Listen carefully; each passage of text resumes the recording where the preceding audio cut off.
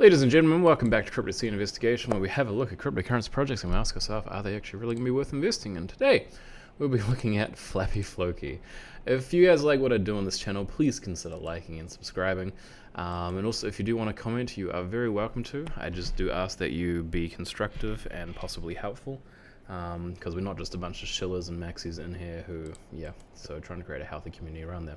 Also, another little disclaimer, not to be considered as financial advice. Anything I say in this video should only be taken away of inspirational, educational, and entertainment purposes. Now let's have a look at some of these deeds. So we currently have a rank of 6,000 for Flappy Floki, Flaflo, max supply of 100 billion, and it says that our market cap is currently 152,000.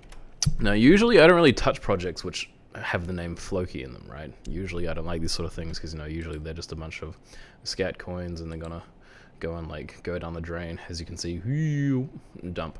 Pump and dumps, if you want to call it that.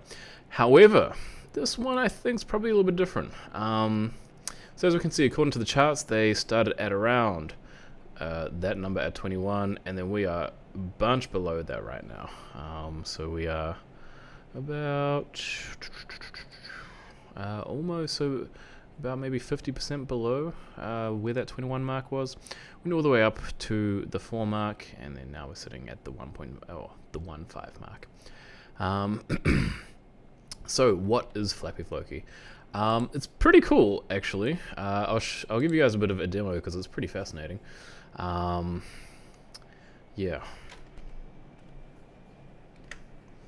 Alright, so this Flappy Floki you can play as guest or connect your Telegram user, but it's pretty much like Flappy Bird. I believe that these are possibly, they call them Sheeb reflections.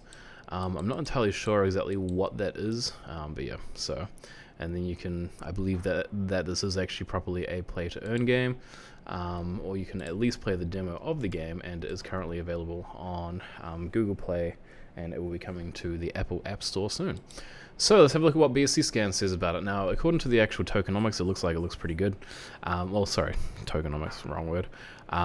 In terms of what is available to us, so so remember, we have a 100 billion supply of Flaflo, and the top 2 wallets are actually sitting on contracts, which is very good. And those sort of control 29% and 20%, and then everything else is 3% or under. So it doesn't seem like anybody has a huge influence in terms of where the price can go. So if, let's say, these guys, these 2-3%ers were to actually sell, that's probably not going to be affecting us too badly. And as we can see, this top contract is actually to do with the pancakeswap liquidity, I believe. And this one is possibly something different. So let's move on. BSCscan. So we've only got a warning, and they actually do have a buy and sell tax, which they do talk a little bit about how that actually works. So in terms of taxes, it says there is a 12% tax on each transaction designed to provide the budget for marketing, game development, future updates, rewards, and order liquidity. So 2% order liquidity, 4% marketing funds, 4% game development, and 2% Sheeb reflections. If anybody knows what a Sheeb reflection is, by the way, feel free to comment, because I'm not entirely sure what Sheeb reflections are. But yeah. So anyway, we will continue looking. So that's a part of the buy and the sell tax of 12%. The ownership has not been renounced. We will be having a look at that through some of these other tabs as well. Liquidity pool info. So it says that 99.95% has been burned / locked. So we have a 10% which has been burned using a null address, and we have 89% which is currently locked in pink sale, which we can also have a look at as well. Tokensniffer, let's see what they say about it. So buy and sell, no price summon token contracts, ownership has not been renounced, so they do have the possibility to be able to disable selling, change fees, or mint new tokens potentially. But everything else sort of looks pretty solid, to be honest. I think one of the reasons why it's gotten a bit of a low score on here is because of that actual buy and sell fee being more than 10%. So yeah, Moonarch, what does that say about it? So it says that the token age is about a month old. Apparently they said this project's only been going for 2 weeks from when I was chatting to them, so I'm like, that's a bit confusing. So owner says owner owns about 1%, which is quite interesting because when we had a look through, it doesn't say that. Oh, sorry, it does say here the 1% wallet is there. Beg your pardon. So we can see that they have 1%, so liquidity is 29% and 69% is unlocked of that liquidity. 89% of it is locked and 10% is burned. So yeah, so it doesn't really look that sort of bad or threatening when we have a look at it through that angle. And we currently have about 681 addresses and 12,000 transfers. So this is the actual lock itself. And when we have a look at the lock, the unlock date is on the 2nd of the 1st or the 1st of the 2nd. Don't know how to read that one. But anyway, it might actually give us a little countdown or some sort of days. It says that the total amount which is locked is 1,500,000, which, if you think about that in the kind of whole atmosphere of this jazz, it's not a whole lot, because there's a bunch of millions of other things as well, but essentially it's sort of around this 1.5% of the actual token as well in terms of that.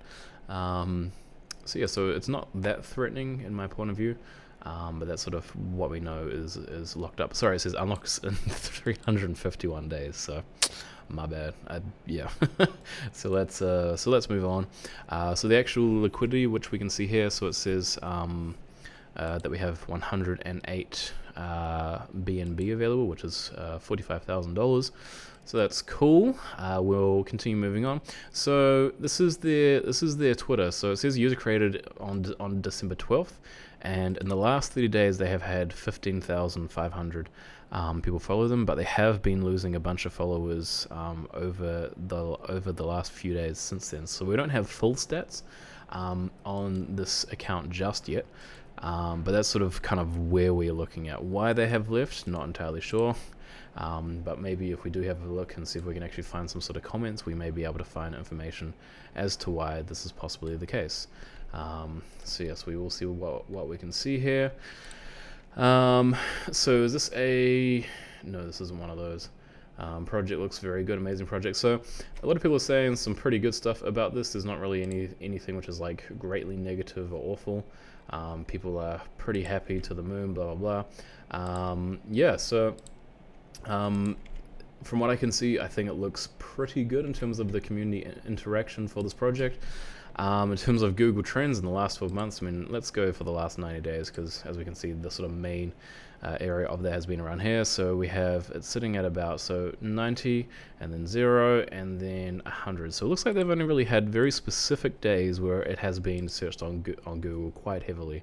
So January 28th. We'll see if that sort of lines up with the charts or anything.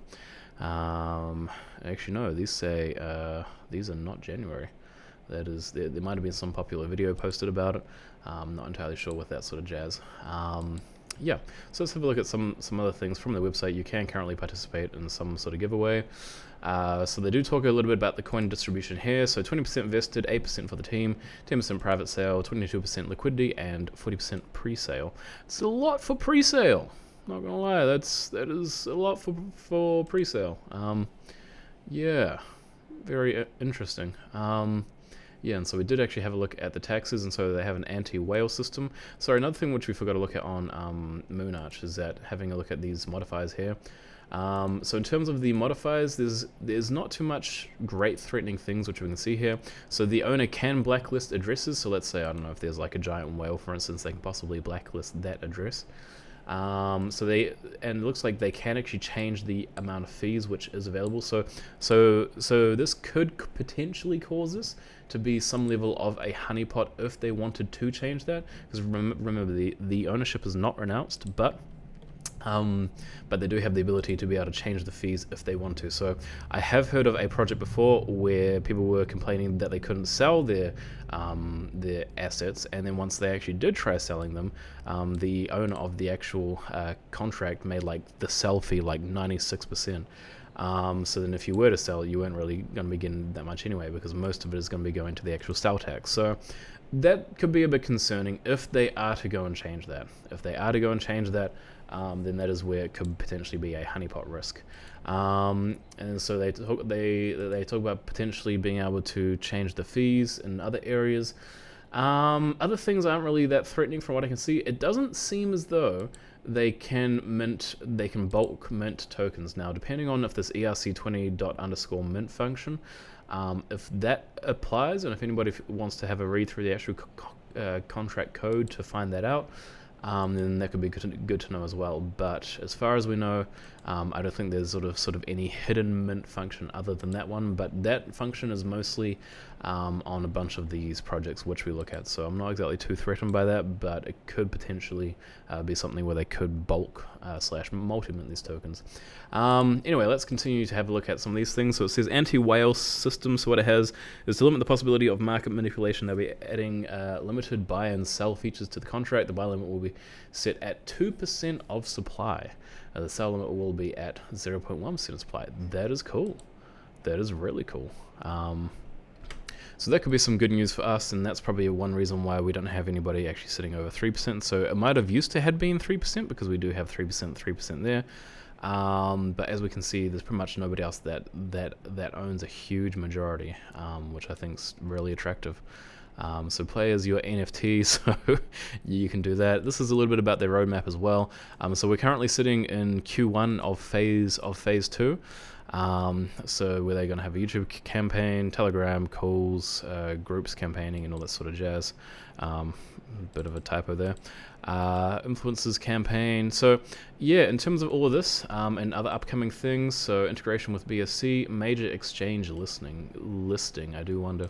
I'm going to guess probably KuCoin. If they say Gate.io, I wouldn't consider Gate.io a major exchange, but potentially. So this talks a little bit about the token utility. You guys can pause and have a read through that if you wish. But yeah, I'm not going to be reading that out. But it does talk down here in regards to holders being rewarded with SHIB. Just in case you guys are interested.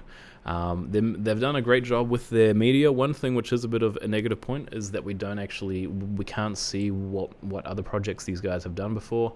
We can actually look at their LinkedIns, but they do have their Telegrams listed. But they could have also taken these photos from anybody on the internet, or just kind of like cropped them. Yeah, so in that essence, it's a little bit concerning that we don't have a fully docs team, but because of some of the other things which we have seen in regards to how the token works and everything, it's better than some. Transparency, so multiple KYC verification from pink sale, IDO pre-sale. Okay, audit, pink sale, AMA. In an effort to show transparency and trustability right from the day one, we're going to be holding an AMA hosted by pink sale before the pre-sale. Okay, I feel like they've already had their pre-sale though. The pre-sale was coin launch. I'm assuming that's probably their pre-sale, but because we do have people buying and selling the coin. Token contract address. They have some other names as well. Crypto.com. Maybe that's the major exchange. So I think that's Coinbase's logo, and that's Crypto.com's logo. So I'm assuming that they may have something coming up on Crypto.com and Coinbase, which could be pretty big for anybody who has actually bought into the token itself. And this is also they call it their white paper, but to me it's more of a light paper because it's only 12 pages long and it's mostly just pictures. Yeah. So yeah, in terms of that, it's alright, I guess. Contract checker. Interesting. I am gonna check that out. So it says that this is contract checker. I've not heard of these guys or used these guys before. If anybody knows whether or not these dudes are good or not, feel free to comment that as well. Yeah, from looks of it, they just sort of do audits, which is fine. But one issue is that we can't actually see any audits for this Flappy project. And briefly checking on Scam Sniper, we can't actually see any official audits that have been created. Yeah, so that's quite interesting. And this is high risk, but yeah. For those of you who watch my little best token scanner videos, Scam Sniper is probably not as good as I thought it was, but that's okay. We live, we learn. So yeah, so final thoughts about this. I honestly think that this is going to be huge, eh? Like, you guys, if you watch my other videos, you probably see that I usually talk trash about some other projects being like, probably don't invest, or if you invest at your own risk. But like, with this one, dude, like, I'm gonna be honest. I mean, I am genuinely considering investing in this myself, because they have a bunch of really cool things. They still have a roadmap. We are still going through the roadmap. They have a playable game. The token utility, so you can do in-game purchases and staking pools. I mean, it seems like these guys are doing all the right things. It seems like these guys are doing a bunch of right things. It doesn't feel like it's going to be a honeypot, but remember, there is still the potential for it to be a honeypot due to the fact that they can go and change the fees. But yeah, I think that because of the other things which they have done, that it's probably going to be pretty good, to be honest. And if anybody does want to, you guys are very welcome to do this. If anybody does want to actually go on to this website, contractchecker.app, and actually request an audit, you can actually go and do that as well. Which they have it. It's done through Telegram or something. I'm not exactly sure properly how they sort of work that. But website looks clean. Any other sort of details would be we also don't really know we don't know enough about the founder's history, but also another thing is that we haven't seen an interview with them yet.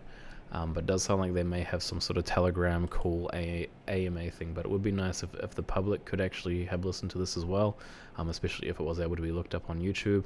And keep in mind they will be having a YouTube campaign coming out soon as well. So yeah, I think all in all, if you want to invest in this, just be aware of that risk which we talked about. But otherwise, this seems pretty safe. I mean, they've even got an anti-whale thing. So yeah, I think that there are some really good things which we currently see. Anyway, guys, that has been my video. Thank you very much for watching.